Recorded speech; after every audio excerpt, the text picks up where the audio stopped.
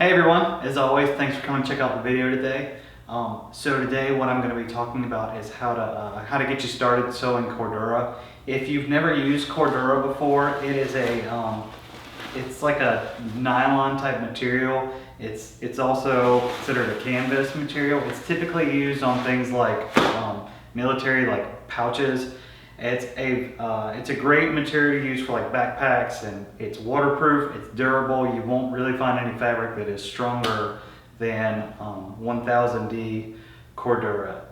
But it's a little bit difficult to get started sewing it if you've never done it before. So I've been using this for a couple of years now, and I just wanted to make a quick video on kind of what I do to sew it and how I got started. So hopefully if you are getting ready to try to learn how to do this, this will help you out. All right, first off, as far as getting Cordura, I've never had any luck finding it locally, and this is in Fayetteville, it's in Jacksonville, it's in Tampa, and so I've always had to order the Cordura that I've used. I like to use a website called Rockywoods Fabrics. It's a company based out of Colorado. I don't know anything about them like on a personal level. I just know that I've always had great service with them, and I'll put their link down below. So that's where you get Cordura from, or that's a great place to get Cordura from. Again, like I said, I've never been able to find it at like a Michael's or a Joann's or anything like that. You can find canvas there, but it's not the same as Cordura itself. And then, so the next thing that you need is the thread that you pick to sew Cordura. Is extremely important. So you want to use something called a bonded nylon thread. And again, you can get that from Rockywoods Fabrics. You really don't want to use anything else than, again, it's called bonded nylon. That is the best thread that you can use for Cordura. So you can use a regular household machine. You just have to make sure you have the right needle in it, and we'll talk about that in a few minutes. The problem that you're going to run into is that while it will sew through Cordura, you're only going to be able to sew through just a couple of layers of Cordura. So if you're making anything like a pouch with several different pockets in it, as you start trying to sew those pockets all together in the same piece, and you start adding multiple layers of the Cordura and asking this to sew through, that's where you're going to start breaking needles and running into other problems. Alright, so the next option is to use an older antique sewing machine. So what I did for this machine when I very first started getting into this and realized that a household machine would only do a limited amount of Cordura, I went and got on Craigslist, and I actually got this machine for free. I just had to take it and I dropped it off at a local, it was actually a vacuum store that serviced sewing machines. I spent like 95 bucks, got it serviced. Got it home, got the right needle in it, and this thing works great for sewing Cordura. I'm able with this machine to get about 6 layers of the Cordura, including the edging, before I start breaking needles. So the needles are actually the next big consideration that you'll need to think about whenever you go to start sewing Cordura. You want to use like a denim or a canvas style needle. And what I found actually worked best for me are these are 116 needles. Each machine is going to be a little bit different, but typically you just want to look for a denim style needle. Another thing that you'll have to work on is the tension. And so on this machine, the tension is adjusted right here. So what you want to do is, after you find the machine that you're going to use, is you want to find, again, the right needle, and then you want to start to work on the tension, which is how tight it holds the string as you're sewing. So get online, find the model that you have, and download the manual for it. Play around with the tension. I can't tell you exactly which tension you're going to need. Just take some scrap pieces of your Cordura, get the thread, the bonded nylon thread, the denim needle, get it set up, and then just start sewing and adjusting the tension to see which has the best result once you start sewing.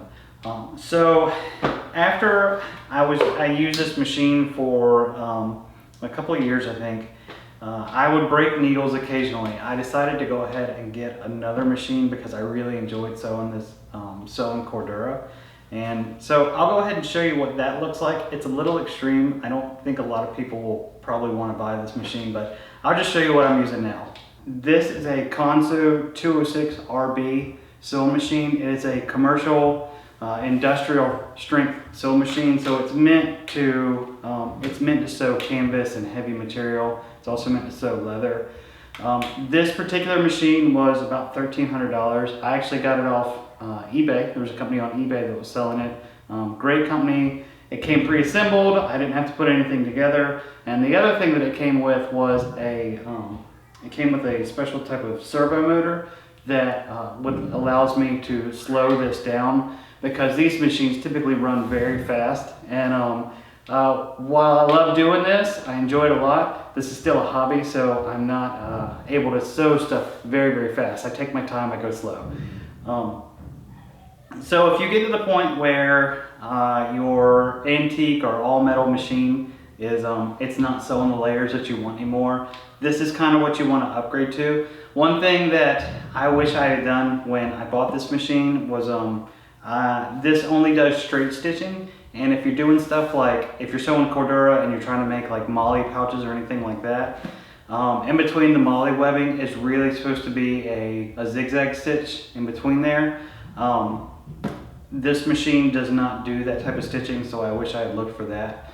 But it does everything else really, really well, so I've been really, really happy.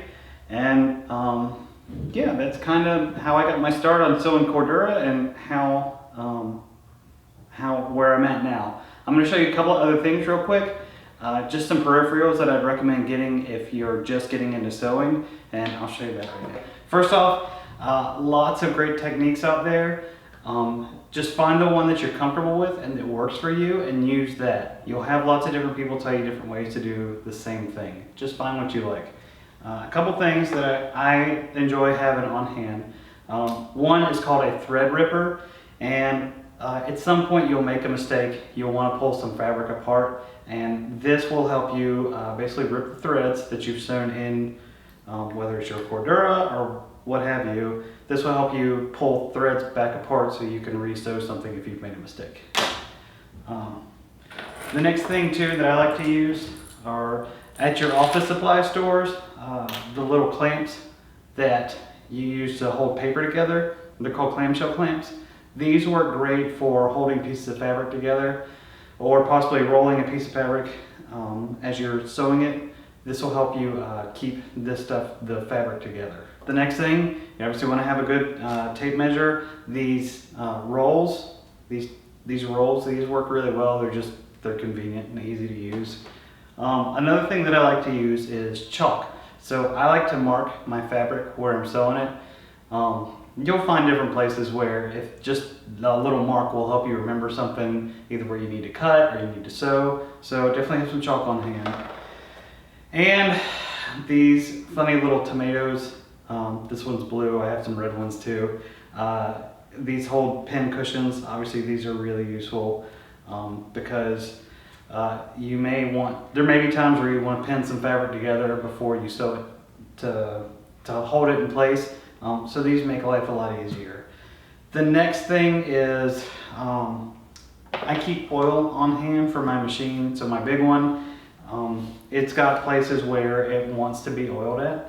So once you have your machine, get your manual, go through your manual, see the maintenance on it. Just make sure you're doing the maintenance on the machine. It'll last longer, it'll sew better. And also I like to keep a lighter on hand, because for the Cordura, I like to singe the bonded nylon, so that thread that I'm using, I like to burn the ends of it after I cut it off, just to make sure that I get a good hold and it stays in place and there's not a risk of it coming back out. And finally, the last thing that I'd recommend is a cutting mat. This is a self-healing cutting mat, and they're a little expensive, but the straighter your cuts are, the easier it'll be to sew whatever it is you're trying to sew together. And the way these work is that you use these and a cutting wheel, and you lay your fabric across, and you can see that it's all the units of measurements are in inches. You just lay your fabric across, you lay another ruler down, and you figure out the size of the fabric that you want, and you just cut it. This mat will heal itself. Like I said, it's called a self-healing cutting mat. And again, it's a little expensive, but the stuff that I have sewn together over the years, everything got a lot better after I started using this mat. I think it might have been something like 70 bucks to buy it, but it's totally worth it. I would highly recommend getting one and using it. So that's all I have for today as far as what to get you started sewing Cordura. I hope this was helpful. If you have any questions for me, just leave a comment down below, or you can email me too. And yeah, thanks for watching.